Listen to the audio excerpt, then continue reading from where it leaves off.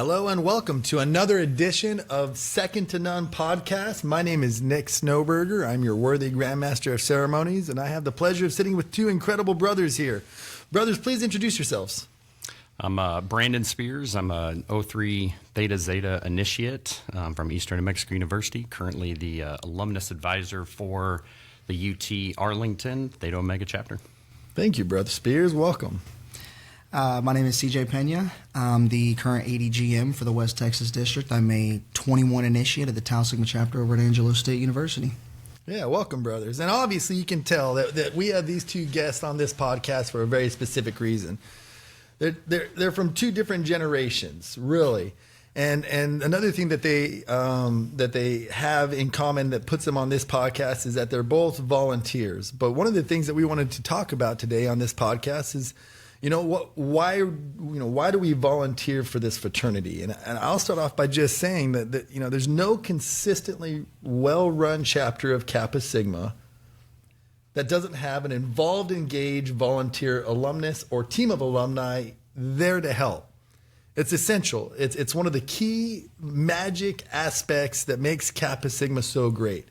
I look across and at these other fraternities across North America, and the one difference that I can see time and time again is the presence of engaged alumni. And we've got two great engaged alumni here right now, but as I mentioned earlier, you guys come from two different generations, and the difference being that Brother Peña, you recently graduated. Walk me through that. Where are you at? I just graduated in December, so we're not even. I was already ready to volunteer at graduation. I was literally texting our DGM like, "Hey, dude, sign me up. I'm ready. I paid my dues. Let's get it going." So I was ready from go. What's your degree in? I have a degree in management with a minor in marketing. What are you hoping to do with that? So I want to work in sports. This last summer, I was very fortunate to intern with both the Dallas Wings and the Minnesota Vikings. And it taught me a lot. So right now, I just returned to my alma mater, and they were able to create a position both in the ticket office, but mainly for the fan engagement side. I love putting on a good presentation for the fans because, it's just one of those things where it's the most important part of anything you do, right, is the base. And so, yeah, fantastic, man, fantastic. And so I'm going to come back to that in a second. One of the questions I'm going to ask you is, what compelled you to engage right away? And then before I do that, I want to pass it back to Brandon, and I want to ask you, Brother Spears, walk me through what happened. Like you just stated you were initiated in 2003, so you've been an alumnus for some time now. Yes. But you just recently got re-engaged at the start of the biennium. So walk me through, what you graduated with as far as degrees go, and what happened between then and now, where you've started volunteering as a alumnus advisor. Sure. Yeah. No, and I graduated from Eastern as a business and marketing major. I did move around the country quite a bit, AAAs here, ADGMs, things like that. So some short-term volunteer positions. I did start a colony in St. Mary's early, probably around 2010. Ended up moving to New Mexico, and that's where I ended up meeting my wife, and really getting kind of working on building my career, building the family. So I did take a step away from volunteering at that point, probably for about 10 to 12 years actually. And then at this last biennium, there was a need, and it was brought to my attention, and I didn't know how bad I needed Kappa Sig to help and volunteer, and what that does for me. So much less the other undergraduates. Yeah, let's dive into that just right away. What did it do for you? So I find that complacency outside of Kappa Sigma is something that I was experiencing over 10 years. Focus on family, this and that.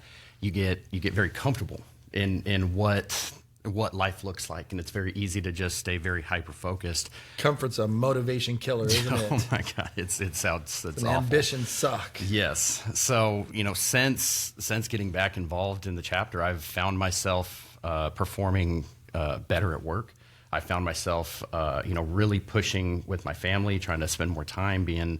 It gives you a spark that you didn't even know was missing, and over that 10 to 12 year period. I probably watched more Netflix and TV than one should, And but getting around what Kappa Sigma has to offer, and the brothers and the alumni, it changes your outlook. And when you're serving something that's bigger and better than yourself, it really does increase your own ambition and makes you want to strive harder yourself. Yeah, I couldn't agree with that more. It's echoes a lot of the reasons why I volunteer to this day. A lot of people think it's selfless from us, and it is. We're volunteers. We don't get paid for this, but there's gain there. There's perspective that we grow in. There's ambition that we can pull from. It drives so much for me as a volunteer as well. But Brother Peña, you didn't take any break at all, man. You graduated, you jumped right in. What drove you to jump just like right in? I mean, we see it on Instagram Reels every day, right? The guy in the nice Maserati talking about, if you're comfortable, you're not growing, right? And so obviously, while it's a little bit of a stretch there, it is the truth, right? And so I'm definitely very big on, like you said, I mean, you don't want to get complacent. I mean, once you start getting complacent, it's going to be hard to kind of strive for better things. And so obviously being very involved with my chapter for the last 4 years, you made a great point earlier before we started the podcast. He was like, oh man, I majored in Kappa Sigma and they gave me a degree for it. So I also was one of those guys that took the full 4 years to graduate. But with that being said, I mean, I just, this fraternity has given me so much, and the brotherhood has made bonds that I'll cherish for a lifetime. And, I want to make sure that the guys that come after me will also have those same experiences. Well, there's some things that I really just want to explore and iron out on this podcast today. And it's going to involve perspectives from both of you guys. And what I want to do is address the fact that we stated earlier that Kappa Sigma is Kappa Sigma, the number one college fraternity in the world, for a lot of reasons. But at the top of that list, if you were to ask me, it'd be because of our volunteers, the alumni that come around and they coach and they mentor. And they do so because most of them had an incredible undergraduate experience. That's my obligation to give back. My undergraduate experience was just absolutely incredible. And it left me with this need to pay that forward, because that experience came from mentors that I reported to and learned from and experienced and took the time to volunteer and come and coach and teach me. And so that needs to be paid forward to continue the success that we're on. So we're always on this journey of how can we make our volunteer alumni team more robust, more impactful, more engaged, to grow our numbers, to grow our quality. And of course, you're going to get some of that as people graduate. And so that's why you're here, Brother Peña, for that perspective. And you're also going to get that from existing alumni out there that maybe have taken a step back to focus on career, focus on family. I know that's how I did it. I took time to focus on the things at the different stages of my life that really drove me to where I am today. And so we want to talk to those out there as well that are maybe not engaged right now, but are a value add if they thought, man, maybe I could jump back in and get back involved to do what was done for me and also get out of it what you were kind of describing earlier, Brandon. But we'll start with you, CJ. So, Brother Peña, if you're about to graduate and you had a great experience and you want to continue to ride that energy and be a part of Kappa Sigma, what would you advise somebody to do once they graduate if they want to stay involved? What would be some of the next steps? I think the biggest step out of all of them is to really evaluate your experience, like as an undergraduate, with your relationships with the alumni. Like, I'll be honest, when I was a freshman, all I had for alumni was, the people talking about, oh, dude, they're so scary, that they're hard to approach, and even when you come to these conferences and stuff, like, you're like, oh, like those guys, I don't want to be around the adults. But the reason I say that is because, I mean, when you graduate, right, do you want your undergraduates to experience that same, I don't want to say fear, but that lack of approachability to the alumni, right? And I mean, for me personally, like, I want to look like an undergraduate enough to where I go, yeah, I'm just as approachable as everyone else, but you don't know that until you start to talk to these guys. And so, to me, the first step has always been like, really reflecting on my undergraduate experience, and then going, I want to be what I personally had. I had a lot of really great mentors as an undergraduate, but I want to be that for the next generation. And so obviously, start with your own chapter, but Sometimes right when you graduate, right, it's good to let your chapter do whatever it is that they were doing, as long as it's on the right track, of course. But then to kind of start to branch out to those other chapters, right? For me personally, I love that, we get to work with, chapters from all over the country. And so, you're advising now a chapter that's not your own.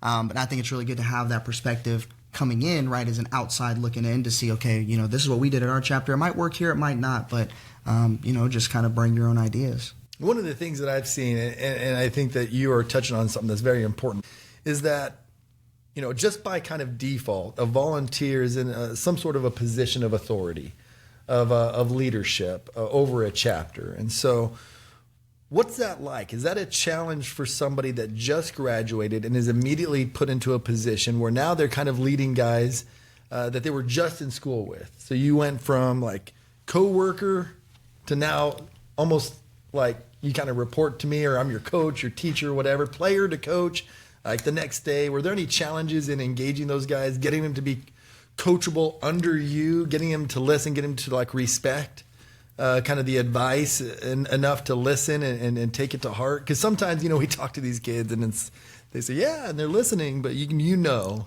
they're just waiting for that conversation to end so they can go back and maybe Brother Peña, he was sitting in my chair yesterday. Now he thinks he can just talk to me. Have you had that challenge at all? I mean, of course, right? Especially like it starts in your own chapter, right? I mean, sometimes it definitely is a struggle to kind of sit back and watch your own chapter kind of, do things differently. But I think that it also is important that they learn to govern themselves.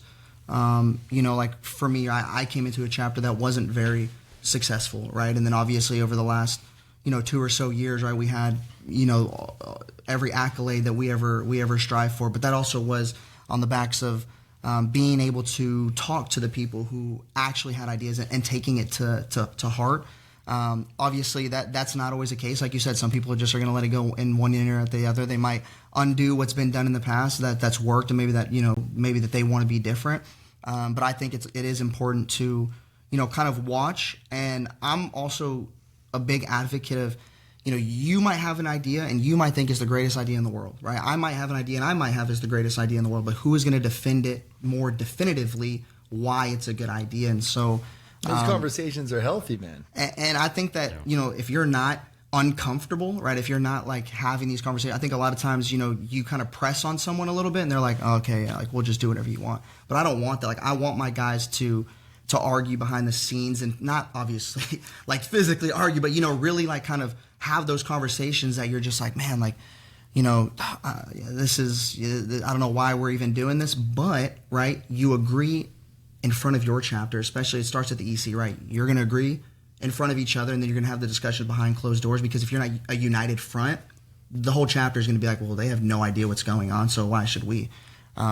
So I just really feel like kind of sitting down with your guys, again, starting at that EC level, but, making sure that everybody's on the same page. Yeah, you touched about something that I think is really important again, and you're having some really great points right now, and I love it, Brother Peña. And one of those things is I what does Kappa Sigma do for me as a volunteer? Not what I do for it is, that's the key, but what can we get out of it as well? And one of the things, for me as well is I have this process in my company where, and I want to preface by saying that, I want the best for my company every single day.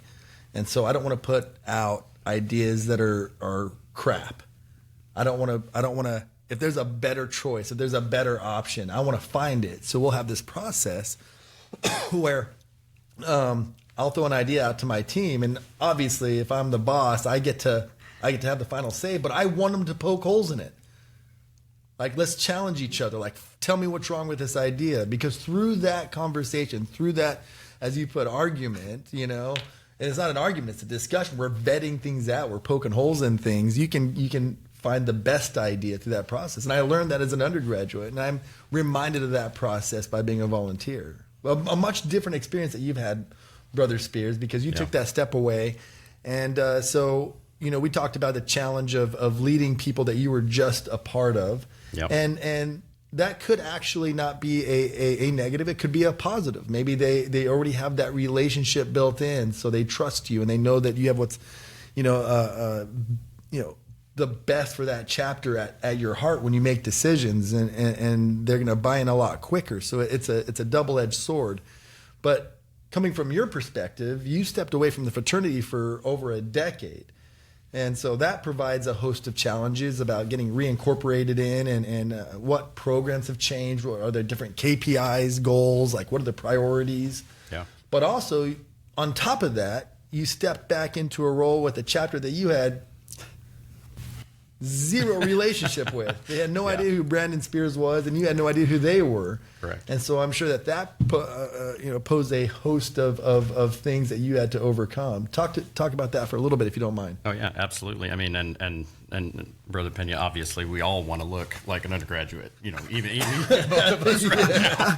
But I'm sure that does help. But coming back into it, I did have a lot of life experience that I could give. So I had that inherent, not father figure, but like that uncle, right? Yeah. That hopefully isn't the bad uncle, but it allowed me to have that experience coming through the accolades that I had in Kappa Sig, and one of the first things I did was I came and I showed them some awards. Like, hey, look, I'm not just coming in here spitting some stuff. I've done some things back in the day. It's been a minute.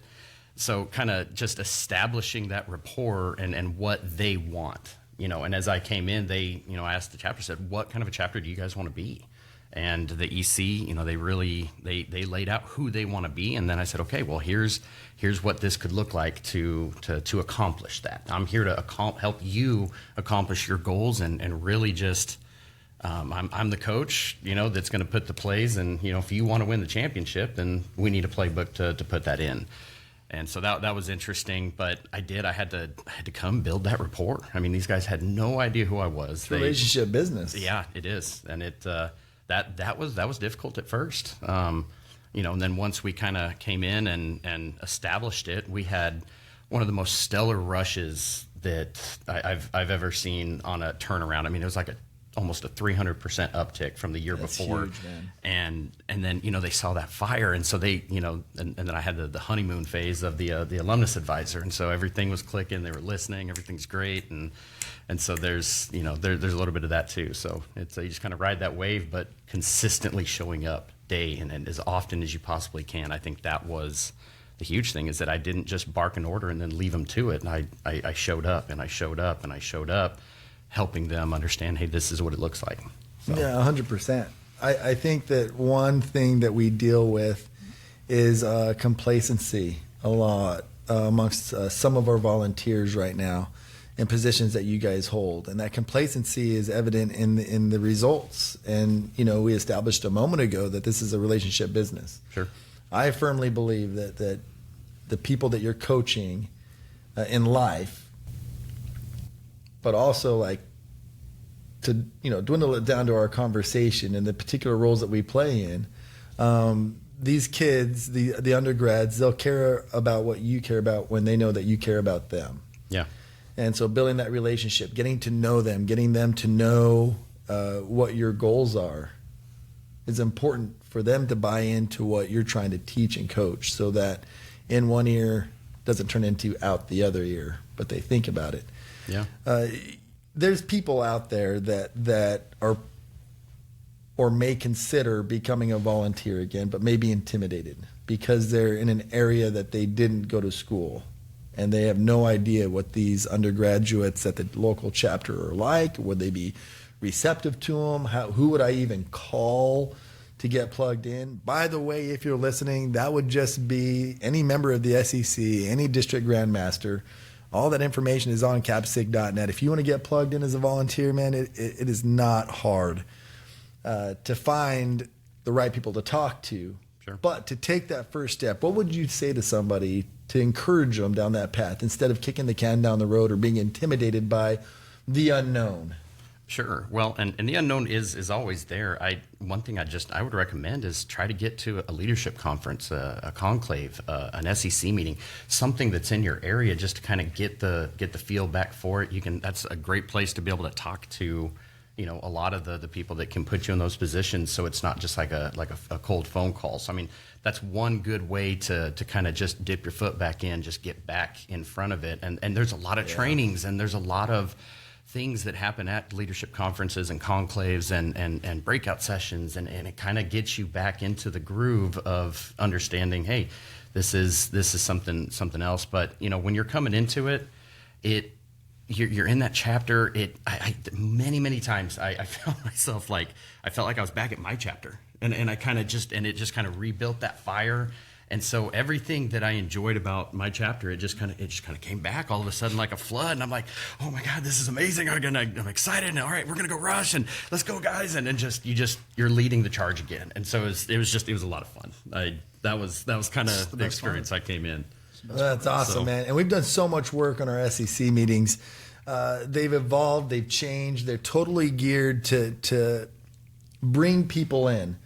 They're not all like a full day of business conversations anymore. The goal is to grow this volunteer base, to bring more people in. Yeah.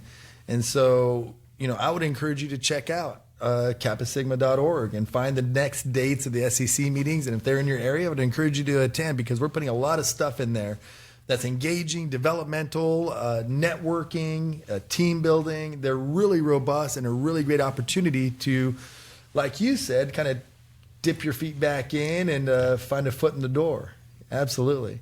Brother Peña, we're really excited because you were an undergraduate advisory committee member, correct? Yes, sir.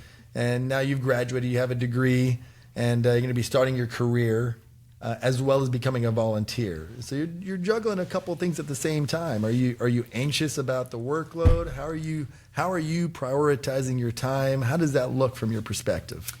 I've always been very goal oriented. I'm always ready for whatever's next. And obviously, that could just be a young thing, and everybody's probably saying wait till you're 50 and you only want to do one thing, and that's relax. But in this moment, I'm just excited for the next day. I know that tomorrow's never promised, and so I'm just very excited to do everything I can that day to kind of take over the day, and then just keep building off of that going forward. Your week, your day, your workflow. What percentage of your time and resources do you put in each category of career or volunteer fraternity time or personal hobbies and quality of life stuff for Brother Peña? How do you split that up?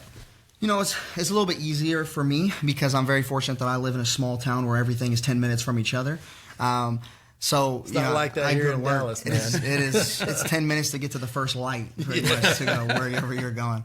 Which I'm actually from right outside of a city, so it was definitely a big transition to go from right outside of Austin, to this small town where you really have to make your own fun. Right, for me, throughout the 4 years that I was in college, it was obviously, kind of like you a little bit, fraternity, and then school. I just graduated, so that was it. And now, obviously, because I'm fortunate to work at the school now, the university, of which I was a member of the fraternity, it does make it a little bit easier. But so, I'll be honest, I've got, obviously, outside of the fraternity, outside of work, I have a life, but I'm very fortunate to, like you said, just have those bonds with everybody else, to where they really do intertwine with each other. My friends are guys that I was in the fraternity with, and so to me it's very easy to kind of intermingle them, and so I'm just gonna keep doing it. But I like what you said earlier, because I know that you had asked him kind of what you would do if you weren't going to do it. To be honest, the first thing I would do is go online, see if you have a chapter near you. Obviously, check with your chapter first.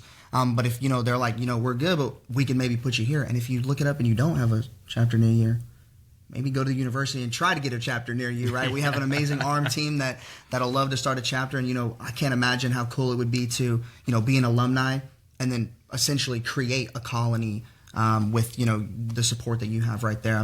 We heard it earlier. Having an alumni in the city of which you are an advisor for is just so crucial. And so I would obviously try and do that as well. Yeah, I love that. The takeaway that I got from that was sometimes it doesn't have to be individual buckets. Sometimes they can blend into each other, and the hangout, self and indulgent, guy time when we go out with our friends could also be developmental time as a volunteer.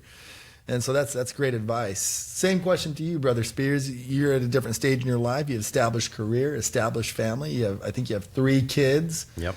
And a wife at home, and so you're juggling, those different tasks of being a father and well into your career, and now you're throwing in this extra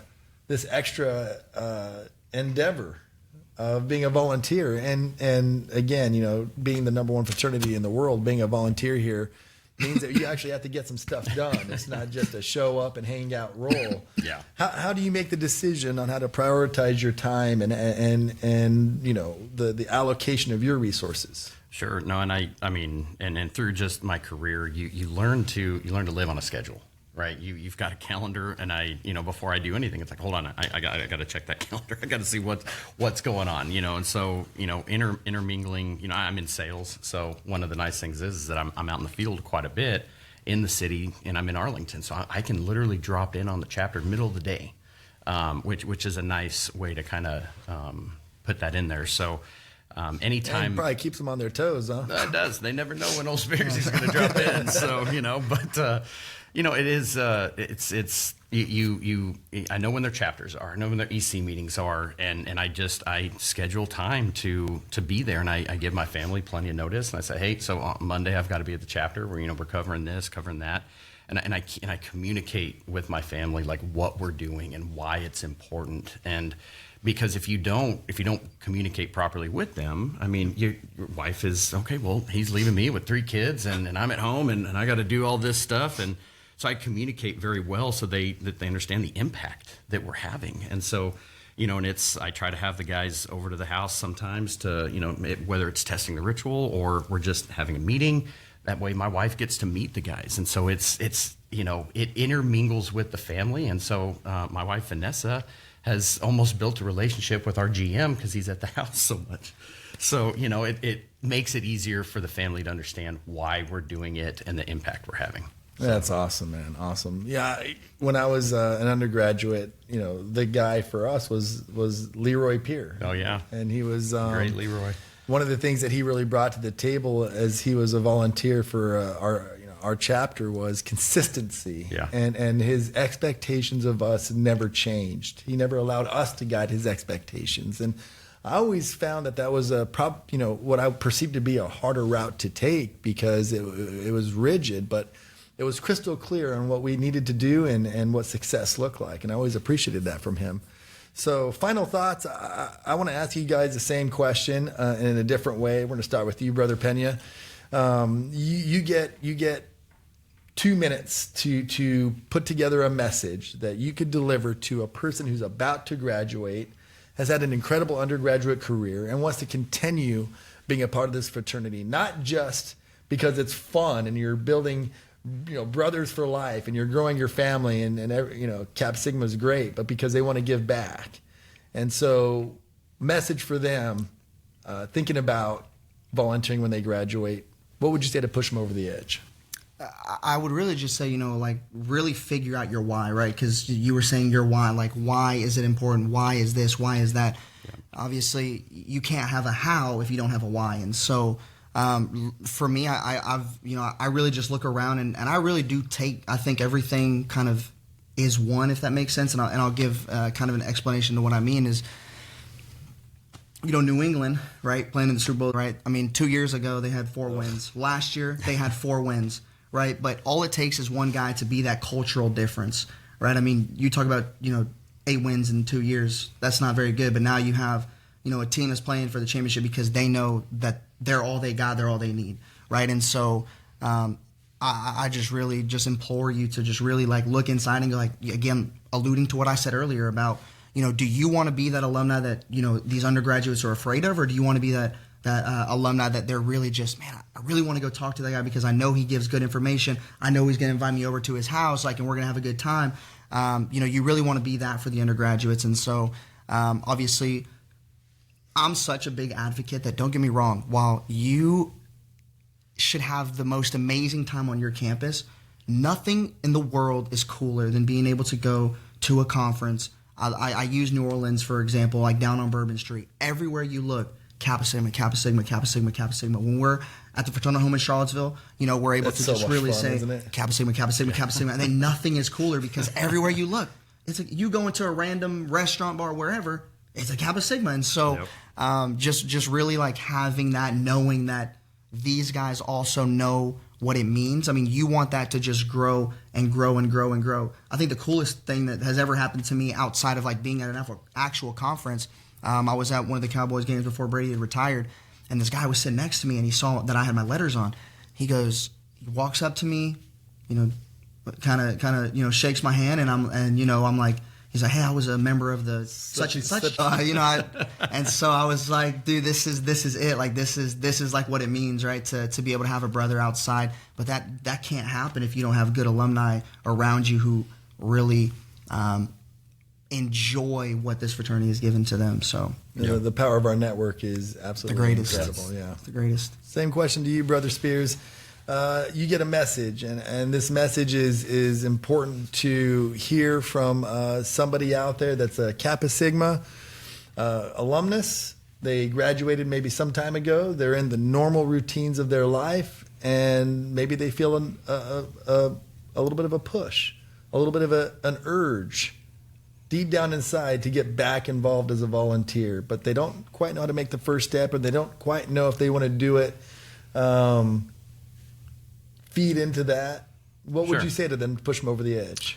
Well, I mean, I would say, you think about the experience you had as an undergrad, and you really want to look and you can tap into that and say, okay, I was able to almost relive some of those memories and relive some of that and just reconnecting with my brothers, be it at HQ or, and just on the SEC. I mean, there's so much there that you can just reconnect and you can almost relive some of those memories. But I had such an amazing experience, and it was because of the guys like Leroy Pierre and Bert Tremblay, who were the AAs while I was in the chapter and as an officer.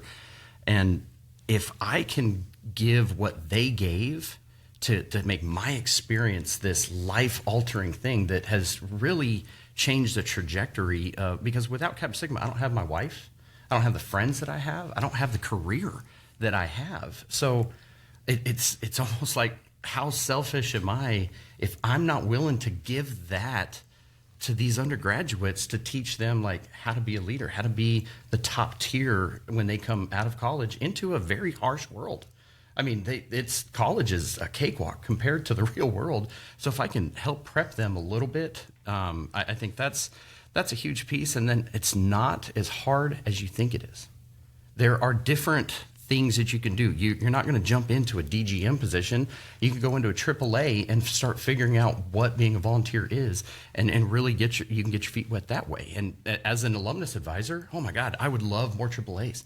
Come on, like if you're in DFW and you're watching this, give me a call. Like find the SEC. Let's get some AAAs going. Let's fill this up so that the guys can get someone other than just me in there. But I think it's, there are roles that take more time. There are roles that take a little bit less time. And so find your path.